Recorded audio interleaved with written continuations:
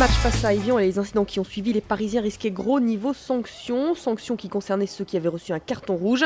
Plutôt clémente, la commission de discipline de la LFP a infligé entre 1 et 2 matchs de suspension ferme à Beckham, Verratti et Sirigu. 18h, Salvatore Sirigu et Marco Verratti, suivis de David Beckham, arrivent au siège de la Ligue de football professionnel. Après 2 heures de défense et 3 heures de délibération, les sanctions tombent enfin. Marco Verratti expulsé à la 81e minute contre Évian et cope de 2 matchs fermes de suspension. Même sort pour Salvatore Sirigu. Le gardien italien, pris dans la bagarre d'après-match, s'en sort bien puisqu'il avait refusé de se présenter auprès de l'arbitre.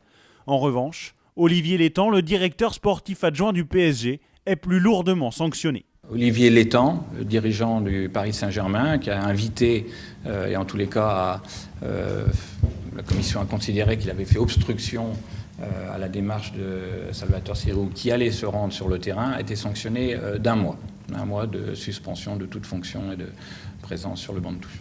David Beckham, qui fêtait hier ses 38 ans, écope lui d'un match ferme, un cadeau qui le privera de la rencontre face à Valenciennes dimanche soir. Sirigu et Verratti manqueront aussi ce rendez-vous important, puisque Paris pourrait être champion ce week-end.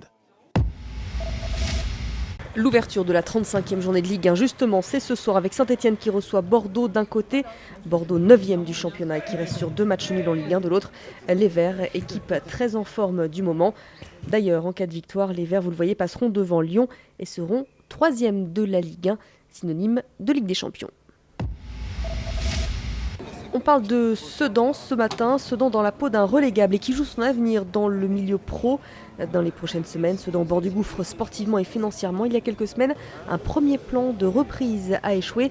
C'est un crève-cœur pour les supporters qui ont connu les grandes heures de ce club au début des années 2000. Ah oui, c'est sûr que quand on a connu la Ligue 1, avec les conditions économiques dans la région, c'est vrai que ça nous a donné du baume au cœur, on avait de la joie et tout. Là, c'est vrai que cette année, on a un peu peur, quoi. On connaît l'affiche de la finale de la Ligue Europa, Chelsea-Benfica. La voilà, pas de surprise pour les Blues, qui après une victoire 2 en demi-finale aller ont battu Bâle 3-1 hier soir.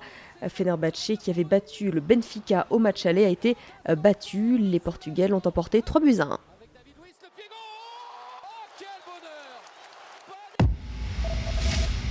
Le rallye d'Argentine après les 4 premières spéciales, le Français Sébastien Ogier est en tête.